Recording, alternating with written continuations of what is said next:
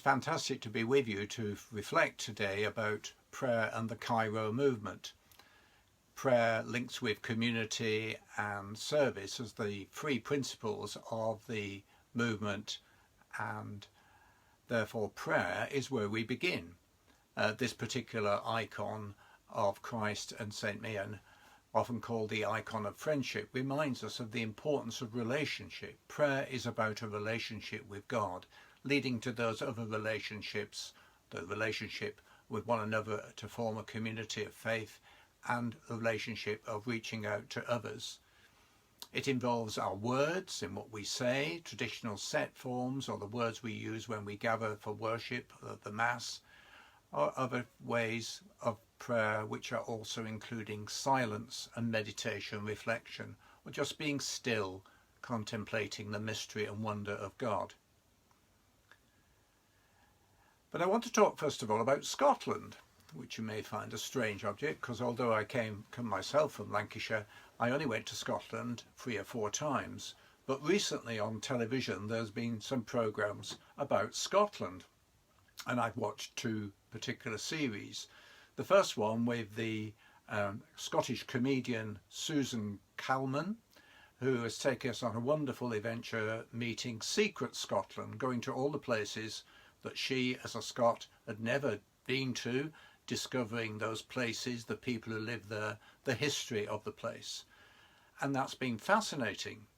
And then also another series of programmes by James Calman, who went on a plane over the land of Scotland, observing the indentations in the land, revealed quite often when we have dry weather, of former buildings and sites of historical interest and archaeological investigation.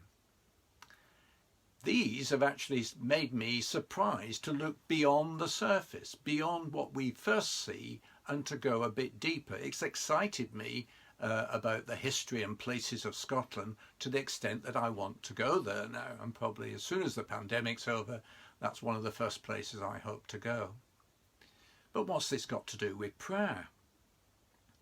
Well, prayer involves in going deeper into our relationship with God, not just saying set words, but actually in times during the day where we can offer a quick arrow prayer, or sit down and reflect for 5 minutes, or read a passage from Scripture, to go deeper into that, and also through meeting others in community and hearing their stories, and also then going on and observing other people who are in need, going beyond the surface of the news or statistics and meeting real people and their real issues and problems, and how to engage with them, because quite often there, as in all other aspects of prayer, we find God is already there waiting for us.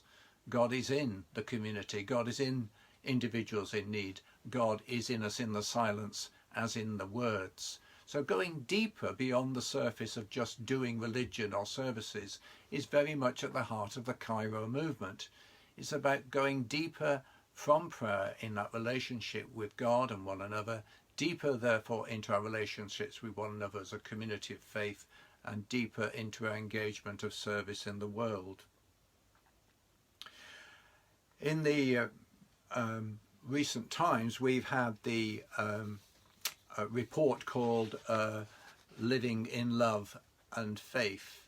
And the particular book on page 7 in the preface, the archbishops have said this: be prayerful, open to learning from understandings and perspectives that differ from your own, even when this is uncomfortable.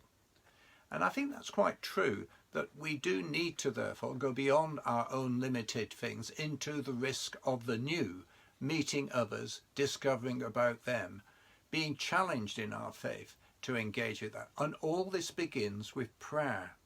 So I'm going to suggest perhaps 3 ways you might be able to do that. One is to go and spend time before the Blessed Sacrament where it is reserved in church. You might not be able to do that during the pandemic, but perhaps another time you'll be able to do it, or you may pass a church near you where you can actually go in and pray before the sacrament. Because it is there that we recognise Jesus is really present with us in the bread of the Mass as he comes to be with us. And if we miss recognizing him there, in that particular wonderful way he promised to come, I am the bread of life, then we might miss him in our other parts of our day as we go about. So we start there. So spend some time in prayer, asking to be aware of God's presence there, God with us in the sacrament, preparing us to meet God in our daily lives. And this brings me then to the second way we can actually perhaps do this in prayer. We can go for our exercise, our walk, and as we go out, don't just observe the immediate surface of things, but trying to go a bit deeper, to reflect upon that lady with her two children wandering along the road. What is her story?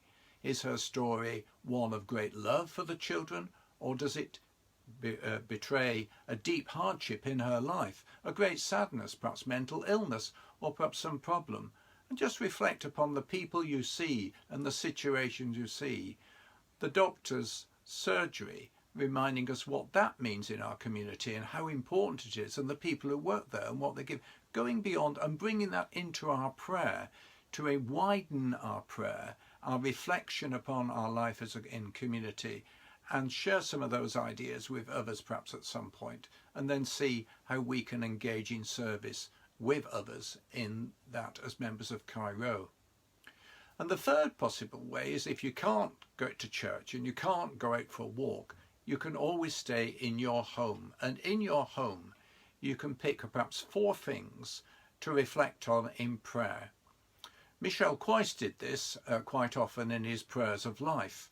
You find something and you think about it a bit more and break it into a talking story with God, a written piece of prose expressing what you feel.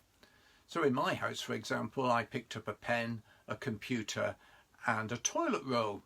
I'll just deal with the toilet roll because that's been important, significant for many people early on in the pandemic. People went mad, didn't they? They went rushing out and gathered toilet rolls. Goodness knows why. There's plenty of them around. Greed. We can easily sink into greed. Just the toilet roll reminds us of some basic necessity of life, but also how actually that can be used to develop greed, an appropriate greed. Or think of the pen. How often we use a pen perhaps to sign something or scribble a note down or do a drawing. How many people have offered us so much literature, so many pieces of art that actually help and inspire us, and perhaps challenge us also to write that letter to support that petition for the poor and needy, to help that refugee, to sign perhaps even some note to some local care home to tell them that we are praying for them. So through the little things in our house, just pick them up, spend a few moments asking God to use that to convey something much deeper, and reflect upon it, and perhaps even write it down or express it in a prayer yourself.